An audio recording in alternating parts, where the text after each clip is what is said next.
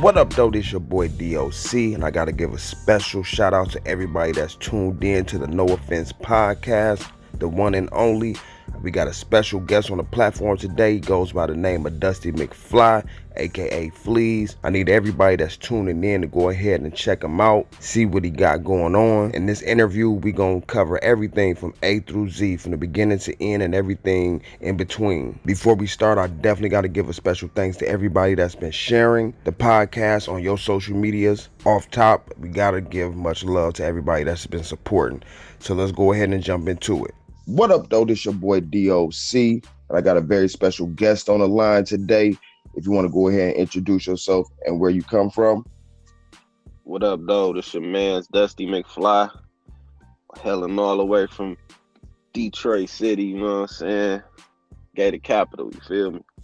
Word. First off, I gotta tell you, man, I greatly appreciate you coming on. And, before we jump into, like the backstory comes, since it's the first time coming on this particular platform, I want to ask you, like, what all for the people do you have like going on right now, that the things that you want them to automatically go check into right now, as far as music videos, websites, or anything like that? Would definitely go check out the new music, man. I just dropped a project in March called Buffy's and Benihana's 3. It was the third installment from the Buffy's and Benihana series. You know what I'm saying? So I dropped that in March. I got a couple videos out right now, visuals. One called Motion, one called Get To It. It's on my YouTube page, Dusty McFly TV on YouTube. I'm also, I just launched my clothing line, my fashion line this year, man, which is Turtle 150. I'm going hard with that right now, and we can talk about that, during the podcast, man. It's a backstory to that, and pretty much that's really what I'm doing right now. What I'm going hard with is, other than that, I do got some other things brewing though, you know what I'm saying, but it just ain't really transpired yet. But for right now, that's what the people and your fans, your audience can go check out right now if they not familiar with who Dusty McFly is. Word. For sure. Well, you definitely, for me, knowing about you, been on the scene for a nice minute of time. And I feel like as long as you've been in the game and the work that you put in, a vet in the game, especially from Detroit, I want to ask you, in between this whole time, like in hindsight of looking back at your career, what do you think some of your biggest peaks were and some of your biggest valleys? Definitely as far as peaks, like definitely when I dropped I'm Out Here, which was my single that really just skyrocketed my career in Detroit and surpassed Detroit, actually. You know what I'm saying?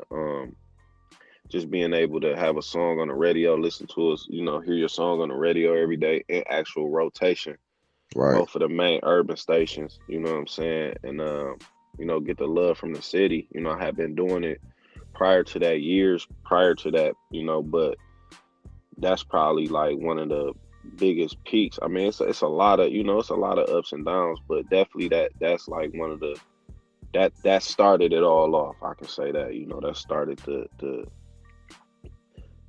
Dusty McFly brand worldwide. You know what I'm saying? I was going to Cali, people knew who I was. I was going to Chicago, Atlanta, Miami, New York, and people knew who I was. So that was definitely like a high point in my career.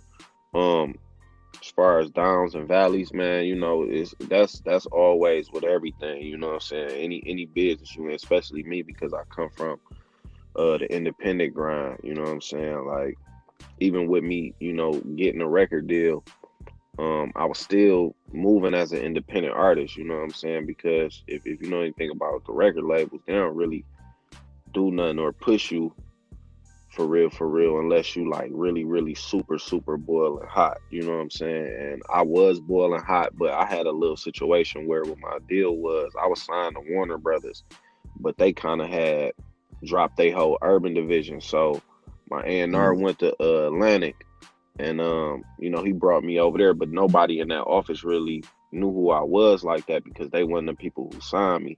So that was one of the I could say one of the downsides of my career, because but it was also a learning experience. So I took an L, but I call it a lesson, because I got to understand what was happening in the building, which is the label, you know what I'm saying, and how everything operate in there, you feel me? So even though, it didn't go as I planned or I wanted it to go, it still helped me in somewhat of a way, you know what I'm saying? Because it helped me it's guided me through my independent career, which I had already been on, you feel me?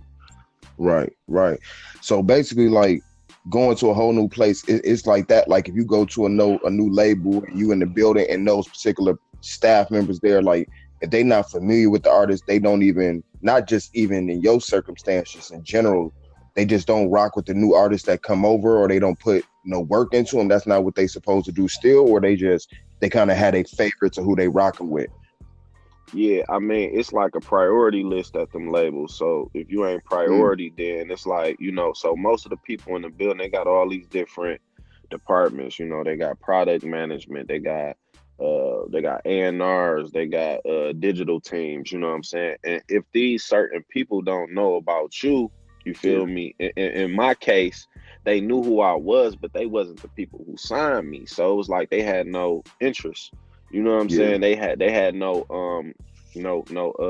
investment into it. And I ain't even speaking financially. I'm just saying they had no emotional or whatever attachment to it. You know what I'm saying? Like to say, oh, this the dude we found, we signed, we gotta put him on. You know what I'm saying? We gotta take his career to the next level. They didn't have that. So I was signed by Joey IE and Todd Moskowitz. They were running uh um Warner Brother at the time, and then they end up leaving Warner Brothers like mid through, like right after I signed my contract. They left Warner Brothers to I believe Todd went to join 300, and I think Joey might have took another job back at Def Jam. I mean, these guys been around for the longest. If, you say them names in that industry, in the rap hip hop community, you know, people who know what it is, they gonna know like, oh, okay, yeah. But you mm, know what I'm saying? Like I said, once I got the Atlantic Records, now they showed me love, they tried to help me, but um it just not to the point where I felt like I needed the help, the help that I needed. You know what I'm saying? Like it was their way of doing it. It was the corporate style of doing it, and I'm used to doing it the gritty way and the street way and getting shit done. And they try to do it like a polished way, but it's cool. It'll work, but it only worked for a certain type of artist that's like already like super established. This they nostalgic is not to build artists. You gotta already be popping. You know what I'm saying? yeah, Because they work in statistics and logistics. You know what I'm saying? Like all they shit is number based. So they don't care about talent no more. It's like back in the day, guys was getting signed off talent demos. You know what I'm saying? right. That's them days is over with in the hip hop world of the music business. Now, I can't speak on no other genres, but I know for this genre, from what I'm seeing and what I done been through, that's done. Them days is over with. This is based on numbers, bro. If you got a buzz and you hot, you go viral, they'll put a bag up for you. You know what I'm saying? Right. And that's crazy because out of all the artists, to me, you one of the most original artists as far as just like your style, the beats you pick, how you rap over your beats, you know what I'm saying? And it seemed like, and this, of course, me from the outside looking in at the industry, it seemed like it kind of forced motherfuckers to be on the bandwagon of making songs that sound like everybody else shit just to click onto them algorithms so they can, get the high numbers so they can get that bag behind them. It's like they're not really behind originality no more. You know what I mean? They want to 100%. I mean, that they shit. not invested in the artist. They invested in the statistics and the numbers. This is all. It's a money game at this point. I'm not mad. You can't be mad at that. But Mhm. at the end of the day, like that could fuck the genre up. You know what I'm saying? I mean, Jay-Z said it best. You know what I'm saying? When you drop a couple of hits, you feel me? Look how they wave. When you first come in the game, they try to play you. Then you drop a couple of hits. Look how they wave to you. I mean, that's just the whole thing of it, bro. It's like it ain't no more. It ain't no more of that. It ain't no more like raw talent getting signed. I mean, that's why a lot of the black independent labels was thriving, bro. Like Rough Riders, Rockefeller, Bad Boy, No Limit, Cash Money. I mean, these guys is picking up raw talent from the hood and developing. You know what I'm saying? Like Right. developing Yeah. these guys. You know, these street guys in these positions, developing artists because they know what's going on in the streets. And when you go in them buildings, all these people is like, I don't want to call them geeks and nerds, but because nerds is cool to me, but they're like they college educated. They got degrees. They don't have nothing to do, or they don't know nothing about the actual genre like that. They just know statistics and they know Right. marketing and they know, you feel me, stuff like Yeah. that. And that's how they work. So they find a new artist who went popping, who went viral. Oh, you went viral? Okay, cool. Let's go. Get you a bag, put some money behind it, push it, run it through the machine, put it all across the board in each market, and now you popping. But most of the time, them guys don't last. So it's really like a stock exchange, man. It's like, you know what I'm saying? Yeah. And all these artists is stocks. You feel me? Like I'm gonna invest for you, right? Short term stocks at that. You know what I'm saying? Because they invest into Mm. them, but they already know they ain't gonna get it long term. Then they collect, they publish, and they buy they publishing out, so they don't own any music for the long haul. And it's a dirty game. You gotta really be educated on what's going on. Like I ain't take no publishing deal, bro. Like you feel me? They offered me 150 racks. I'm like 150 racks. I mean, I'm experienced. I've been doing this shit for a long time, so I knew that wasn't shit. You feel me? Like that Right. ain't shit for a nigga catalog to be, making pennies on a dollar. You feel me? At the end of the Right. day. So that's how they play it. So you just gotta be educated, man, and know what you're getting into. But it's a catch 2020 to that because they know when they get your publishing, your songs get ran through the machine, and you able to make money touring, and able to make money doing other aspects if you smart about it though. You feel me? If you smart, but Yeah. just know that music that you put out, they own it for the long haul. Most of them contracts is like, lifetime contracts. You know what I'm saying, for the publishing. You know what I'm saying? You might own 10%, 15%. They might own 85%. You know what I'm saying? But you making crumbs at that point, and they making top dollar. Right. Right. Yeah. That's crazy. Like after seeing that, seeing all that, did that affect your love for the game by seeing how cutthroat or It how did. grimy it is? It did at one point. But it didn't affect my love for music, but it affected my love for the game. Because like I took a hiatus. I stopped putting out music for about 4 years, but I continued to make music, but I didn't put it out. You know what I'm Yeah. saying? So it was like, to me, I looked at like when Jordan had retired them for them couple years. You know what I'm saying? And Yeah. I'm like, Jordan still hoop. You don't think he still was out there hooping somewhere, getting his game up? No, he just didn't play for the corporation, the NBA. You feel me? But I'm pretty Right. sure he was still working on his game somewhere.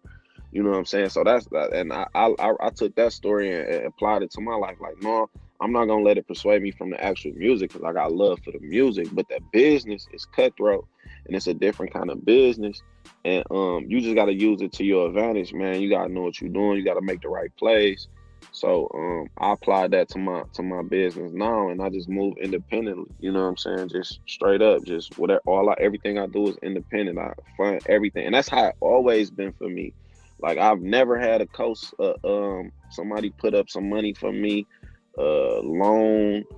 Not no street guys put up money for me. I was never signed to an independent label. I rep my cousin, which is Streetlord Juan independent label, because he was my family. You know what I'm Yeah. saying? So I waved the flag for him. You feel me? But I never was actually signed to him. I never got no money from him. The biggest asset that I got from him was game. You know what I'm saying? Like he put me up on game, on independent shit, and just like life shit too. So, you know what I'm saying? But yeah, like I'm just on my independent shit, bro. Like that's how I feel. Like I think that's the best wave. Starting your own business, starting your own labels, starting your own merchandising, merch for whatever you branding as an Mhm. artist, and it just can move from there. You know what I'm saying? Into different Right. shit. Now, speaking on, you say the fashion line and everything that you started. What's the story with that? So the fashion line is crazy. If y'all go on turtle150.com or you just go on my Instagram, you see I be rocking this like I'm branding the turtles. Like the turtles is my shit. Like I fuck with turtles because turtles been around for a long time, and spiritually, like the spiritual animal definition of the turtle is like they stand for like wisdom, longevity, intuition, clarity, vision. You know what I'm saying? Like turtles don't never like they always just got vision to what they trying to do, but it's a slow pace, it's a slow grind, but they always finish first. Like if you like first grades, kindergarten type shit, like you hear the story of the turtle and the hare, you know what I'm saying? The race of the turtle and the hare, and it's the turtle he just moving, he just slowly, but he going, you know what I'm saying? But the rabbit fast, the hare fast as hell, you know what I'm saying? But it always get distracted by some hoes, some jewelry, some drugs, whatever it might be, whatever yo shit that be distracting you might be, that's the rabbit, you know what I'm saying? But the turtle just got that vision.